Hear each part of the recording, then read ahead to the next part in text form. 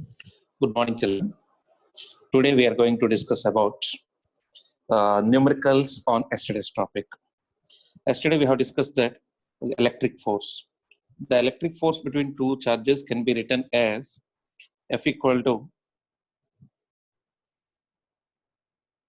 1 by 4 pi epsilon naught Q1 Q2 by R squared. Yesterday we have discussed the force between two charges can be written as 1 by 4 pi epsilon naught Q1 Q2 by R squared. Here where 1 by 4 pi epsilon naught is equal to 9 into 10 power 9 Newton meter square per coulomb square. And here Q1 and Q2 are point charges. R is the separation between the two charges. Now today we are going to discuss about the numericals which are based on electric force. Now let's come to this question. Here, calculate the force between the two charges. Calculate the force between two similar charges of magnitude 2 coulombs each. That means here they had given the force of each magnitude is given as Q1 is 2 coulombs and as well as Q2 also 2 coulombs and separation is 2 kilometers. We need to calculate the force between the two charges. Then by expression F is equal to 1 by 4 pi epsilon naught Q1 Q2 by R square, which we can say as 9 into 10 power 9 into 2 divided by 2 into 10 power 3 whole square, which one simplification we have to do, that is 4 into 9 into 10 power 9 divided by 4 into 10 to the power of 6. That gives you 9 into 10 power 3 newtons. That means the force between the two charges is 9 into 10 power 3 newtons. Is it clear? Here in this way we can find the force between the two charges. Is it clear to everyone? Next question. And it's a request from all of you. You need to note down the question and afterwards listen and afterwards note down the solution also. There is no separate notes. Once the school started, I will ask you to do all these things. Next one.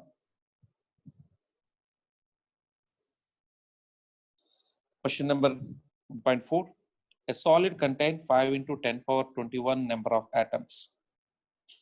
If an electron is removed from each 0.01% of number of atoms, find the charge gained by this coordinate. Charge is equal to number of electrons into charge of electron. By charge conservation we have given. By charge conservation we had given that the charge Q is equal to N into E, where N is called number of electrons and E is charge of electron. E is charge of electron and its value is 1.6 into 10 power minus 19 coulombs. 1.6 into 10 to the power of minus 19 coulombs.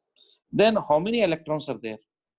In the question they have given, the solid contains 5 into 10 to the power of 21 atoms. And each atom has 0.01% of number of atoms. That means number of electrons is equal to 0.01 divided by 100 into 5 into 10 to the power of 21. That will gives you 5 into 10 to the power of 21 into 10 to the power of minus 4, which gives you 5 into 10 to the power of 17. That means number of electrons removed is 5 into 10 to the power of 17. Therefore, charge Q is equal to N into E. That is 5 into 10 to the power of 17 into 1.6 into 10 power minus 19. That gives you 8 into 10 to the power of minus 2. That is 0.08 coulombs. Is it clear? Note down the solution and later we'll go for the next question. All of you should maintain the notes after the holidays or whenever the school joins. I will ask you to show complete notes with numericals.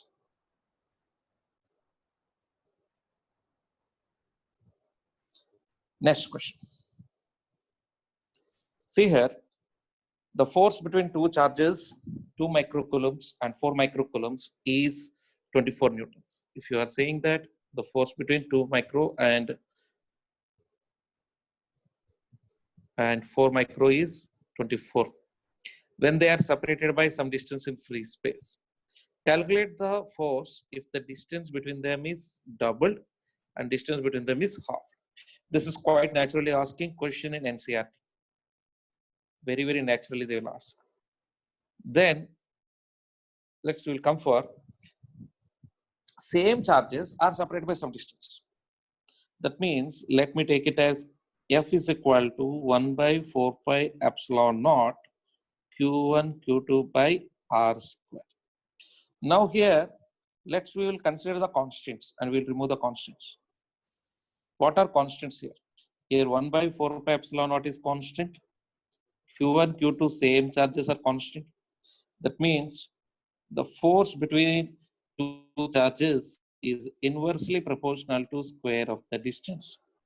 The force between the two charges is inversely proportional to square of the distance.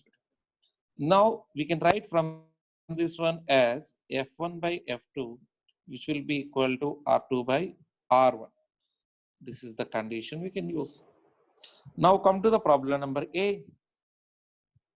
When we come across to the problem number A, the distance R1 equal to R and R2 is equal to doubled. Double means 2R. Then F1 is given as in the question 24 newtons. 24 divided by F2 is equal to 2R by R whole square. That is nothing but 4. That is F2 equal to 6 newtons. Now when we come across to the last part, B part, now here R1 equal to R and R2 is, distance is halved R by 2. Then F1 by F2 is equal to R2 by R1 whole square. That is F1 is 24 divided by F2 is equal to R2 is R by 2 divided by R whole square, which is nothing but 4. Therefore, F2 is 24 into 4, which is nothing but 96 newtons. Is it clear? Here, everything is just like a class. Don't think that I'm not teaching here. Everything is just like a class, and only the thing is the problems should be copied by yourself. Please take it positively and do it fast. Okay, next question.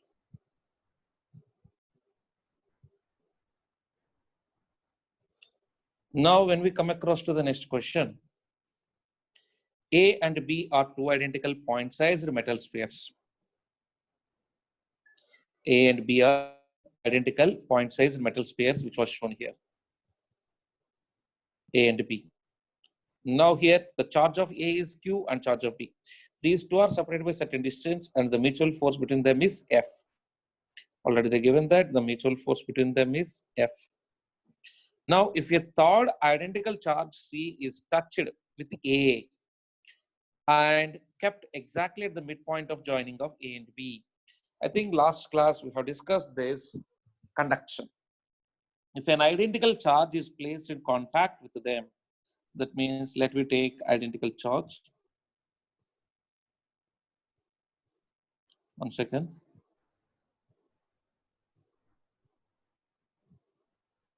We'll take identical charge C, which was placed in contact. Now this identical charge is placed at the center or midpoint of it. Then what happens?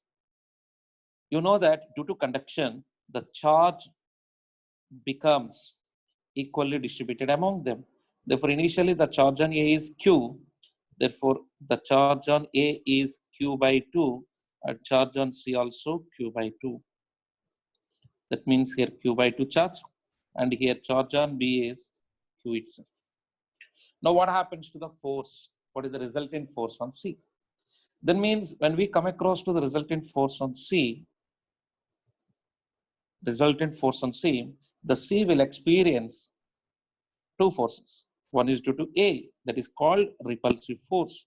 This is force on C due to A is a repulsive force. As well as force on C due to B also repulsive force. This is FCB. And as we can say that all are equal distance. That's why we will write here separately solution. Here FAB is given as 1 by 4 pi epsilon naught Q square by R square, that is FAB is given as F, the question, that is 1 by 4 pi epsilon naught Q square by R square. Now FAC is equal to 1 by 4 pi epsilon naught Q by 2 into Q by 2. The charge on A is Q by 2, charge on B is Q by 2, divided by R by 2 whole square, which gives you FAC is equal to 1 by 4 pi epsilon naught Q square by R square, which is equal to F itself. Similarly, FBC magnitude, that is 1 by 4 pi epsilon naught into Q by 2 into Q divided by R by 2 whole square, which gives FBC is equal to 1 by 4 pi epsilon naught Q square by 2Q square by R square, which is nothing but 2. Now, when we talk about net force on C, net force on C, it is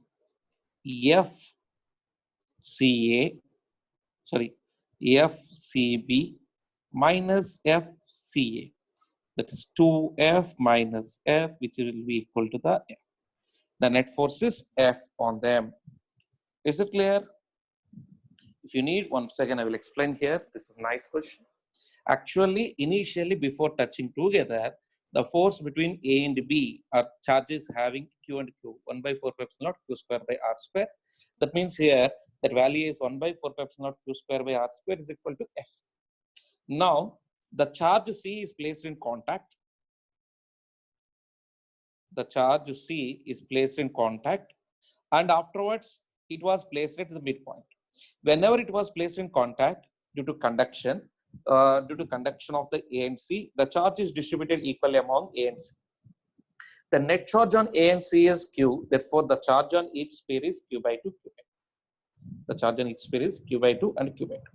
Now, whenever it's placed at midpoint, the net charge on C means, net force on C means, it is a sum of force acting on C due to A plus force acting on C due to B. Now, when we calculate force acting on C due to A means, that is 1 by 4 pi epsilon naught. The charges on each pair is Q by 2 by Q by 2. Separation is R by 2 whole square, which gives 1 by 4 pi epsilon naught Q square by R square, which is nothing but equal to F. And later, force acting on C due to B means 1 by 4 pi epsilon naught Q by 2 into Q by 2 divided by separation is R by 2 whole square, which gives to you 2F. Therefore, net force on C means, that means it is a repulsive force. A will repel the charge C in rightward direction. B will repel the charge on leftward direction. Net force is FCB minus FCA, which will be equal to F is the net force acting on it. Note down the solution and later proceed.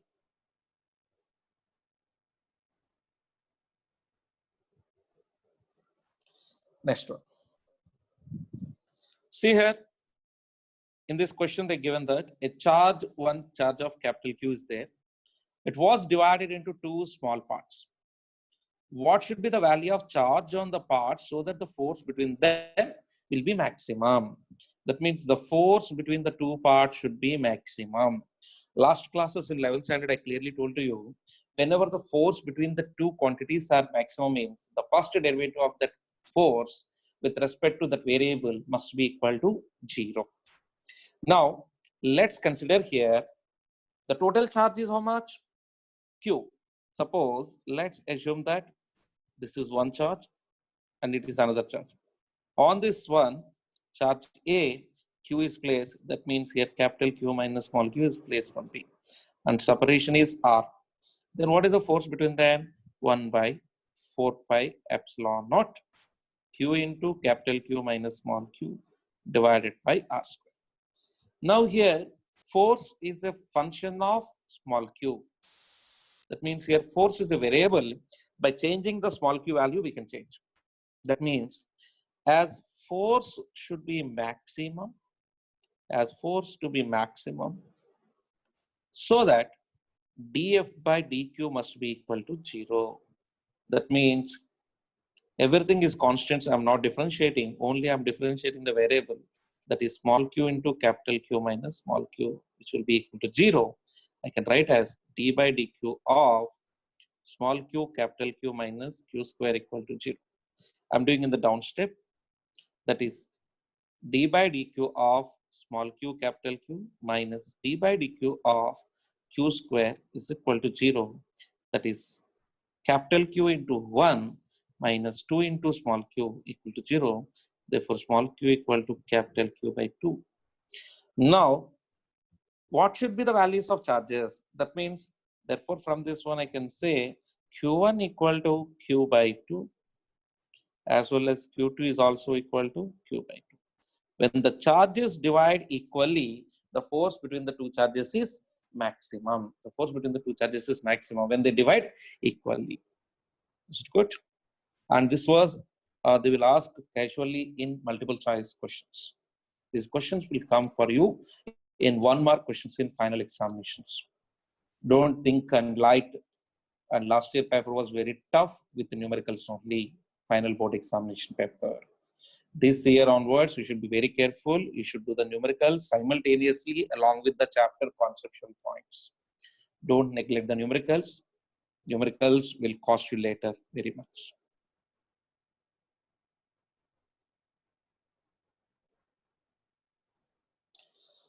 Next question. A charge capital Q, the force between two charges, 2 microcoulomb and 4 microcoulomb is 24 newtons. When they are separated by 24 newtons and calculate the distance between them, I think we have done this question. Okay, it was repeated. We'll go for next question. Now, next question is 3 charges Q, minus Q and plus Q are kept at the corners of equilateral triangle of side D. Find the resultant electric force on charge Q placed at the centroid O of the triangle. Placed at the centroid O of the triangle. I'm taking a separate diagram here. Here, they're saying in the question 3 charges plus Q, minus Q and plus Q are kept at the corners of equilateral triangle. We'll draw equilateral triangle. And this is plus Q, minus Q, plus Q are placed at the vertices of equilateral triangle. And side is D. Now, find the resultant force acting on a charge Q placed at the centroid. That means one more charge is placed at centroid here of the triangle. Now, we'll join these two as well as we'll join these two as well as we'll join these two. That means if you join, that is the centroid. Now, we'll continue with here. Centroid is O, A, B, C is the points. Now, let's show the direction of forces. And as they're placing here positive charge, that's why it is a repulsive force. That means FOA bar, force acting on O due to A, will act along the line joining them like this. And here also C and O also attract to, it was repelled. This is F OC bar. Now, the force between O and B is attractive. That's why O is attracted towards along the line. That is FOB bar. Now, you have to find the resultant force here. We'll draw this diagram separately once again. That means this is the point O.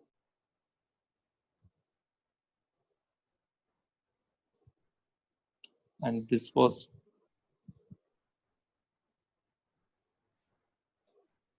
another force. This was another force.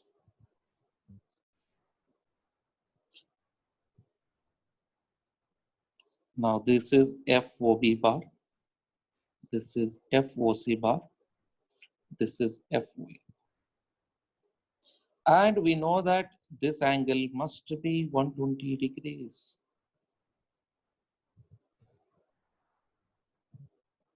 This angle must be 120 degrees. And it is the middle of that. That's why this angle must be like 60 degrees as well as 60 degrees. Then when we come across to the magnitudes, or else we will resolve it better.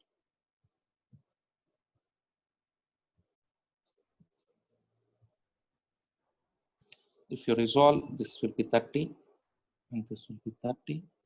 And as you're resolving, this is FOA cos 30 and it is FOA sin 30. As you're resolving this,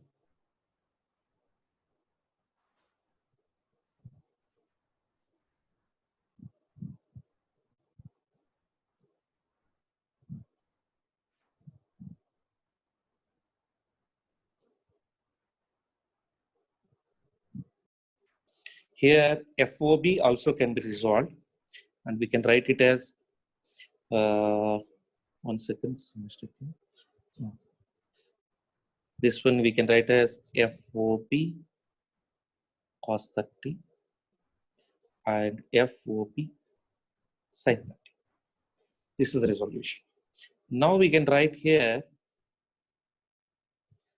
Fx is the net force along x-axis, means FOA cos 30 plus FOB cos 30 is the net force.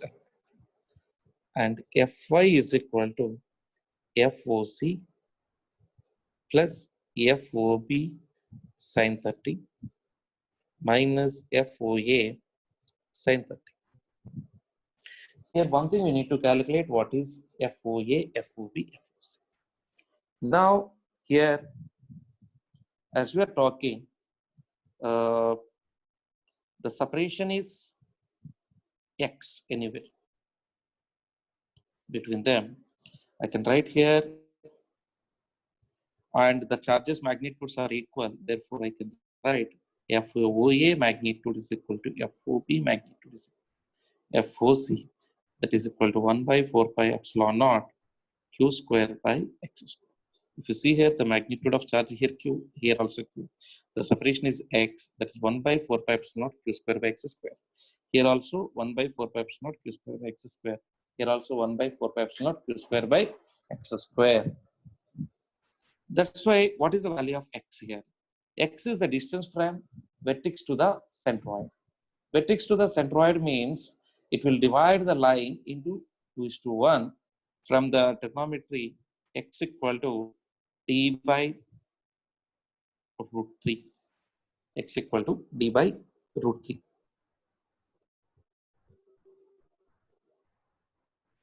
Then as they're equal, we'll calculate. Here, this one we'll consider as some f, that is f into root 3 by 2 plus f into root 3 by 2, that is equal to root 3. F is the x-axis. And these two are cancelled. FOC is also equal to F. Therefore, resultant force magnitude F equal to root of Fx square plus Fy square, which will be equal to root of 3F square plus F square, which will be equal to 2F. That value is F resultant is equal to 2 into 1 by 4 pi epsilon naught q square by d by root 3 whole square, which is nothing but 6 q square by 4 pi epsilon naught d square. This is the magnitude of resultant force. Direction, we have to say means, direction wise, we can calculate with x-axis tan alpha equal to fy by fx, that is f by root 3f, that is 1 by root 3. Therefore, alpha equal to 30 degrees with x-axis. If I show in diagram,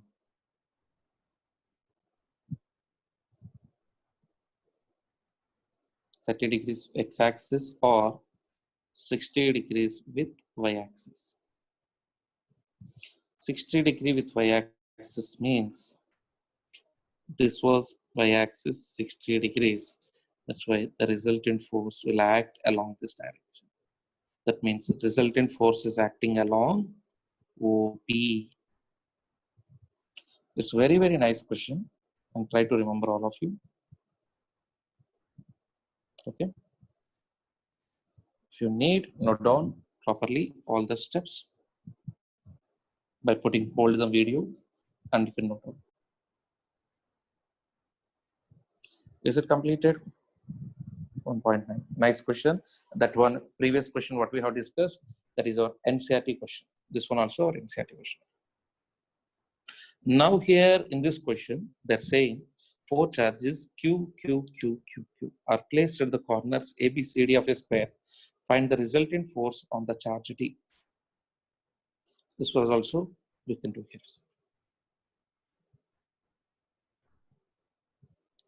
We'll take 4 charges.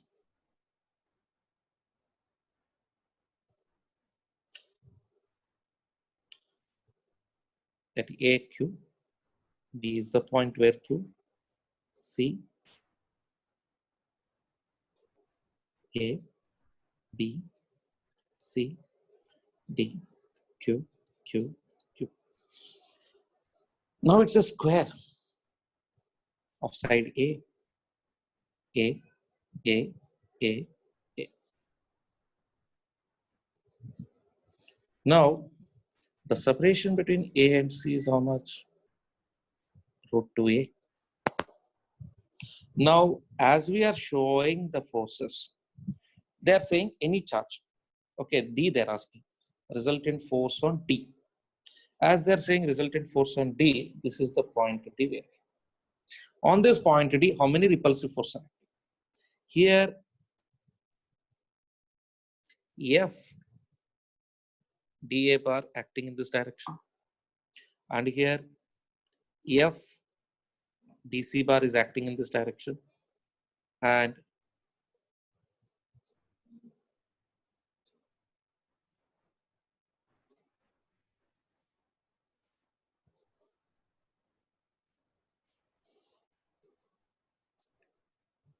F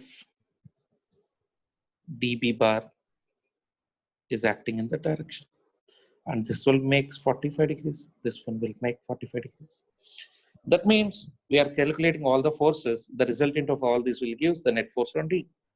That means FT bar is equal to F DA bar plus F DB bar plus F DC bar. And here by seeing itself, we can say FDA equal to FDC is equal to magnitude wise 1 by 4 pi epsilon naught Q square by A square. Now FDB is equal to 1 by 4 pi epsilon naught Q square by 2A square, that is root 2A whole square. This is root 2A square, that is 2A square. Now we need to find resultant force. That means here OA, DA and DC are perpendicular to each other. Therefore, F resultant of DA and this one, or else we can follow just like our previous solution of resolution. If you resolve DB along that means, shall I draw here one second diagram?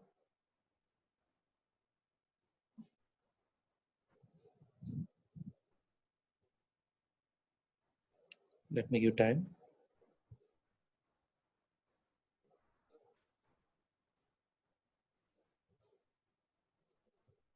This is the point D. Here it was applied by 2. This is already FDC is acting. This is FDA is acting. Now, if you resolve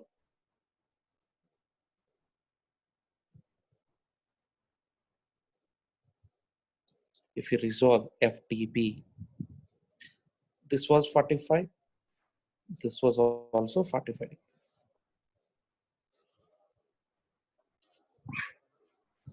Then, as we got FDB cos 45, and it is also FDB sin 45. Therefore, we can say Fx is equal to Fy, Fx equal to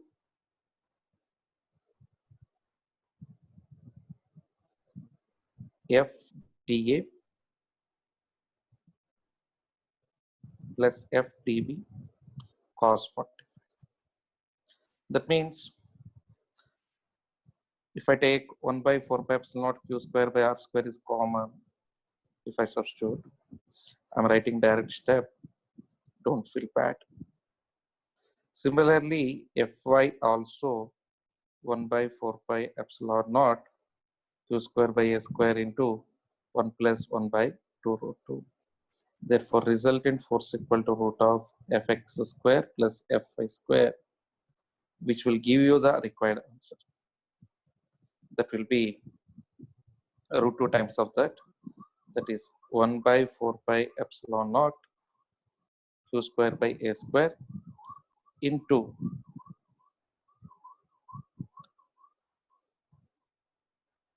root 2 is multiplied, then it becomes 2 is LCM, 2 root 2 plus 1 by 2 is the answer. Okay. The questions are very easy and simple. Only the vector addition you have to do. That's why last year itself I told you vectors are very much important in 12th class. If you have listened that time, the problem will not come this academic year. Try to learn vectors, and difficulties ask me. If you are not asking, I don't know, you are feeling difficult. Next, we have done some few problems between electric force as well as superposition. That means more than two forces, superposition principle, and we have done. Now we are going to discuss about the next concept, that is called equilibrium of system of charges. What is meant by equilibrium? Last year also we have discussed in translatory equilibrium, rotational equilibrium, like that. What is meant by translational equilibrium?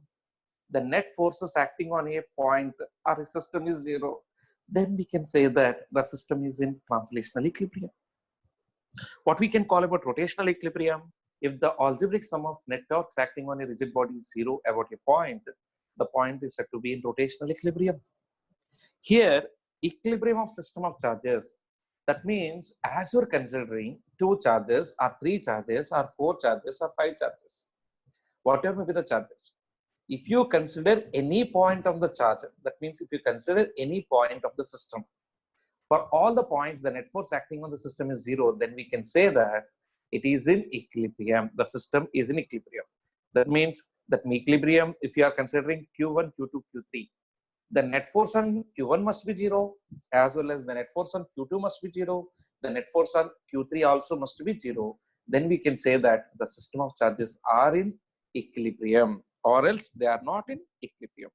Now just read the statement and note down the notes also, same thing. For any object of the system, if the net force acting on it is zero or net torque acting on it is zero, that means it should be in translational as well as rotational, then it's said to be in equilibrium. For a system of point charges f bar equal to 0 for translational equilibrium, there are 2 types of equilibrium, namely stable, unstable, neutral equilibrium. That means we have discussed in work power energy topic. What is meant by stable equilibrium? If the net force is zero and the point has a tendency to come back to its initial state, such point is called stable equilibrium. What is meant by unstable? If the point does not have a tendency to come back, that is called unstable. And if it located at the same position after disturb, that is called neutral equilibrium. Now see here, a charge is said to be in stable equilibrium if it has a tendency to returning to its initial position. Their potential energy is minimum. For stable equilibrium, which one is minimum? Potential energy minimum. Same thing for unstable equilibrium, it will have a tendency to return back to initial position when disturbed. Does not have a tendency, therefore potential energy is maximum for unstable. A charge is said to be neutral equilibrium, then it has a tendency of remaining at rest in new position, also even disturbed its original position. Charged particle can be unstable for displacement along specific direction, unstable in other directions. Suppose in one direction, maybe it in stable equilibrium, in another direction, maybe it has unstable equilibrium. Is it clear? Is it clear? You have to note down the notes for it.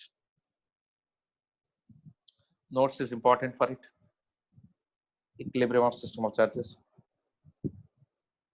And we'll do one question for equilibrium of system of charges. This question also asked in NCERT level question. I'm teaching all the questions which are related to NCERT.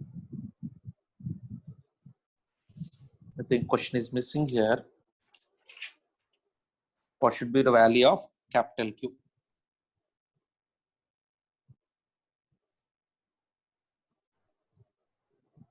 See, a charge capital Q is placed at the center of a line joining the two charges Q and Q.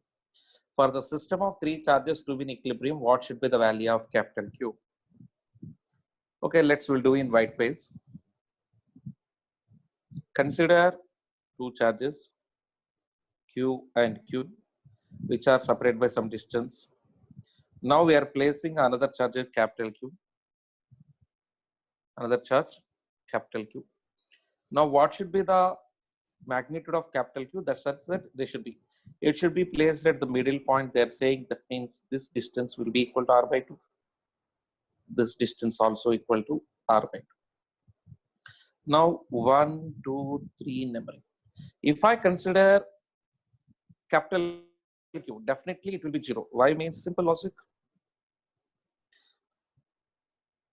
This is F21 bar and this is F23 bar. F23 bar. If you see here, magnitude of F21 is 1 by 4 pi epsilon naught small q capital Q by R by 2 whole square. And this one also 1 by 4 pi epsilon naught small q capital Q by F21 is equal to 1 by 4 pi epsilon naught small q capital Q divided by R by 2 whole square, which is 4 small q capital Q by 4 pi epsilon naught R square. Similarly, F23 is also 4 small q capital Q by 4 pi epsilon naught R square. That means net force on capital Q is 0. That means capital Q is in equilibrium. Capital Q is in equilibrium. But the difficulty was here, actually, the difficulty was how to find capital Q. By using these two equations, we cannot calculate. We'll calculate other than second point. If you consider other than second point, let it be this one. Now, how many forces are acting? That means force on 1 due to second charge will act in this direction, as well as force on 1 due to 3 also will act in same direction. Why? Means second charge also will repel the first charge and third charge also will repel the second charge, which will move away from it. Therefore, we know that for equilibrium of charges,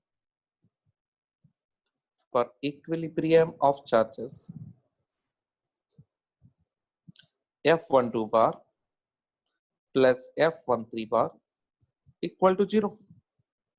F12 bar must be plus F13 bar equal to 0. F12 bar means 1 by 4 pi epsilon naught. What is the separation between 1 and 2? R by 2. Magnitude of charges small q capital Q by R by 2 whole square plus 1 by 4 pi epsilon naught small q into small q by R square is equal to 0. That means in next step I can write common terms q by 4 pi epsilon naught r square is common, we'll get 4 capital Q plus small q equal to 0. That means here, therefore, 4 capital Q plus small q is equal to 0.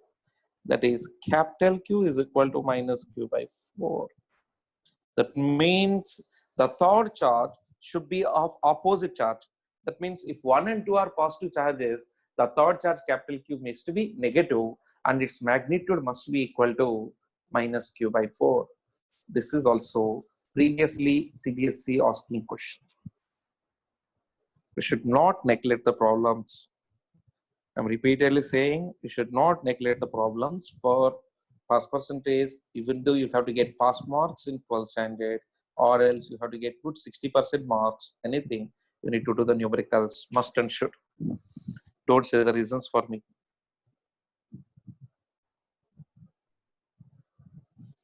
Next concept is electric lines of forces.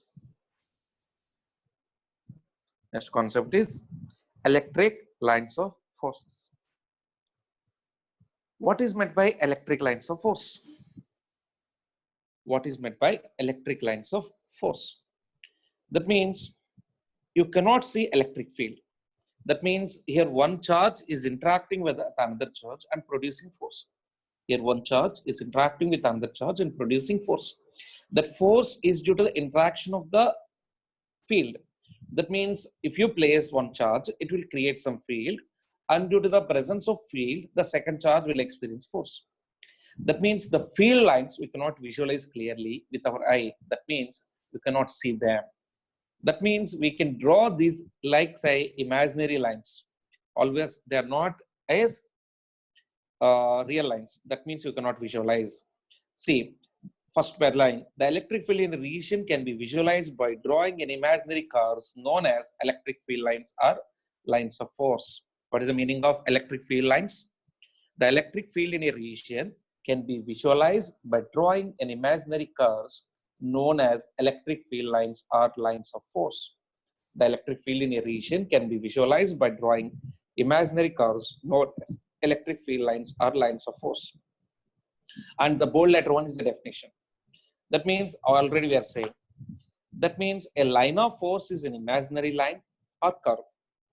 That means if I say these lines, imaginary lines, or else it may be curve or it may be a curve.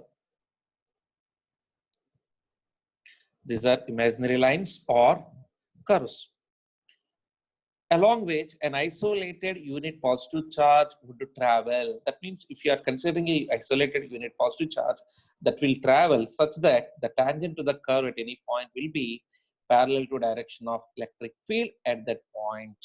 Parallel to direction of electric field at that point. That means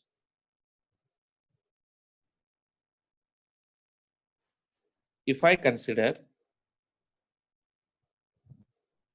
curve of electric field lines, if I draw tangent to this, the tangent will give the direction of electric field at that point. The tangent will give the direction of electric field at that point. Now, we are showing some lines of force due to certain charges are shown here. In a uniform, electric field lines will be equidistant. That means this point is very, very important. In uniform electric field, the lines of force are equidistant, parallel, straight lines, and directed along. That means, let me draw here.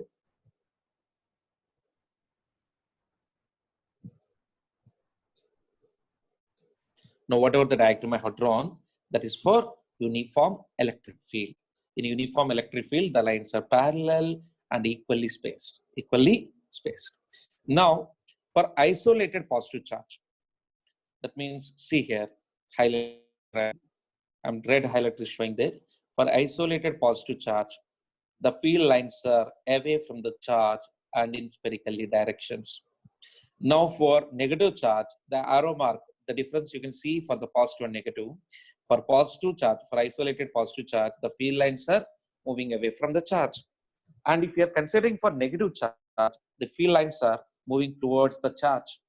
And if you are considering two positive charges, the field lines are like, if it is one is positive charge, another one is negative charge of equal magnitude, the diagram will be like this.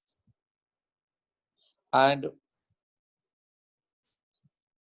if Q1 and Q2 are different magnitude and Q1 is positive and Q2 is negative, you can see that for negative charge, the field lines are intersecting at Q2, and from Q1, the lines are moving away.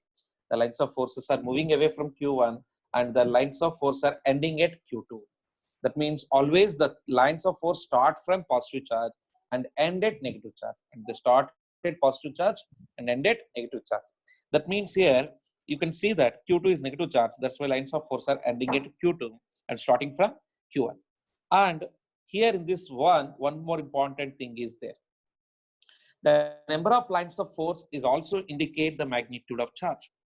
See here, one more point is number of lines of force indicate the magnitude of charge.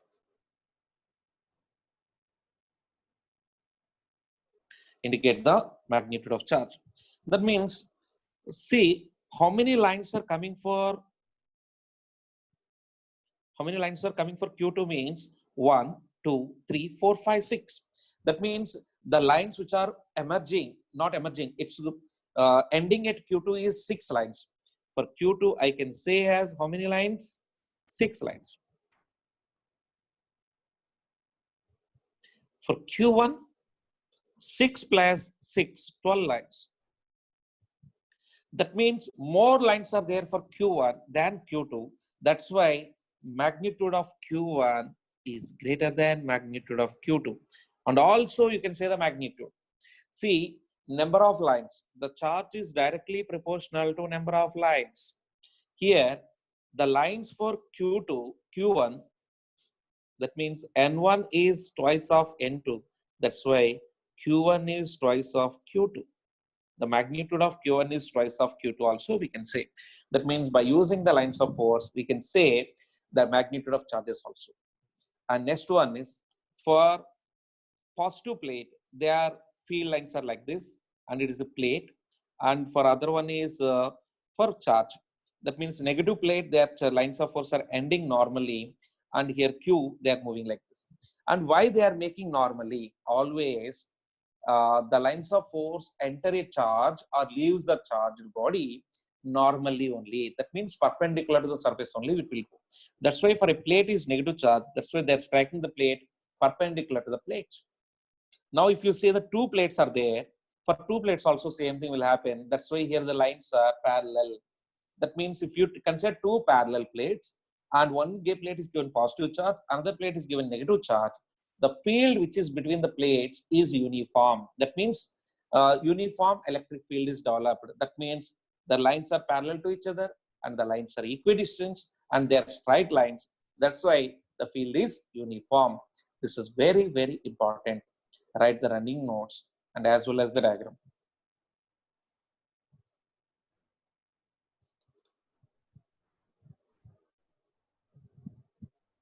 Now, what are the properties of electric lines of force? Whatever the points I have explained, those points are only here there. The lines of force diverge out from positive charge and converge into a negative charge. That is the first two diagrams. The first two diagrams you can see here. That means the line of force diverge from positive charge and converge at negative charge. That is the first two diagrams.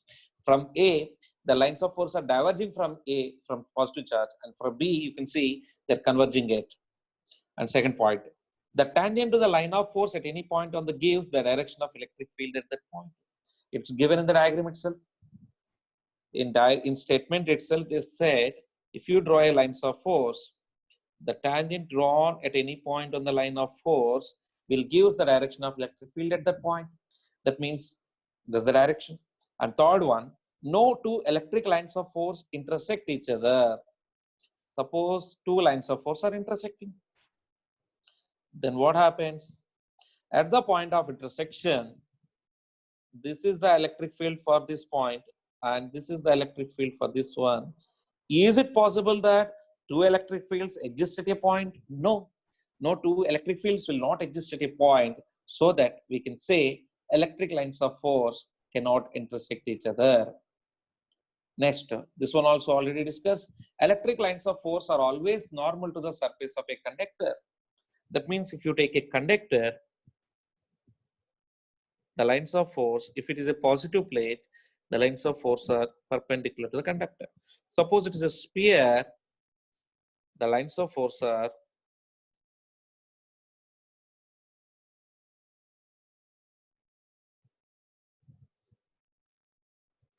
here also perpendicular only. Perpendicular. Yes, electric lines of force do not pass through a conductor. Suppose it is a conductor, they will not pass through it. They will not pass through it. Simple example I will give for you. Electric lines of force do not pass through a conductor. That means suppose if you have taken a conductor and some lines of force are passing through it, that means we should not show inside. And this is the line of force, means it should go like this. Why? Means electric lines of force always enters the conductor normally and leaves the conductor normally. That's why your lines of force are leaving the conductor normally.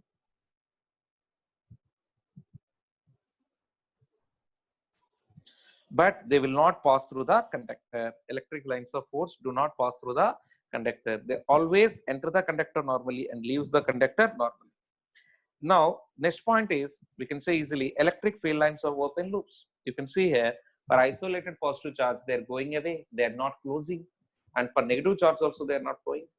That means electric field lines are always open loops, but magnetic field lines are closed loops. Next, this point already given to you. The number of lines of force per unit cross-sectional area at any point proportional to the magnitude of electric field strength at that point. For this one, see this diagram. Suppose the magnetic field lines are like, and if I am identifying 2 points, this is point P, this is point Q. You can see here at point P, the field lines are farther. That means the area of cross section is more. But at Q, the field lines are closer, the area of cross section is less. Such that what happens here, therefore, the electric field at P must be greater than electric field at Q. That is the point. The number of lines of force per unit cross sectional area at any point is proportional to magnitude of electric field strength at that point. That means EP is greater than EQ. In your NCERT examination or CVS examination, like this, they will give the diagram and identify the relation between EP and EQ, they will ask. And in the above diagram, and all these diagrams, all these points will come as a points question. Next, H point is already there. The lines of forces are crowded where the electric field is strong. Definitely, if the field lines are closure, at point Q, field lines are closure. That's why it is strong field. At point Q, point P, the field lines are sparse, therefore field is weak. That means it is distribution. The field lines have no physical existence. They will not be, originally they are not existing. These are always imaginary and geometrical construction. In charge-free region, electric field lines can be taken continuous course without any breaks. Charge-free region, always they will go to infinite distance. Next one. Electrostatic field lines do not form any closed loop. Already we said. Therefore, they follows from the conservative nature of electric field. The number of field lines passing through a given area normal to the surface is known as electric fields. Anyway, we'll discuss electric flux later. They're also same definition. The number of field lines passing through a given area normal to the surface is known as electric flux. And here, everyone should note down all the definitions, all the properties, including the statement and the diagrams, and you have to by heart and you have to write the notes. Previously, we are conducting in 11th standard, we are conducting some exams every time after the chapter is completed. This is the question, all the properties A to Z you have to write and with including diagrams. Just by heart them and write down the notes and by heart them. There's a lot of homework I'm giving in holidays for your sake only. It's not for my sake.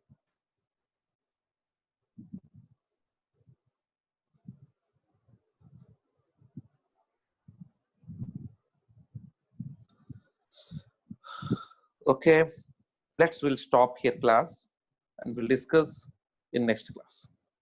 Thank you, children, and note down everything without any mistake.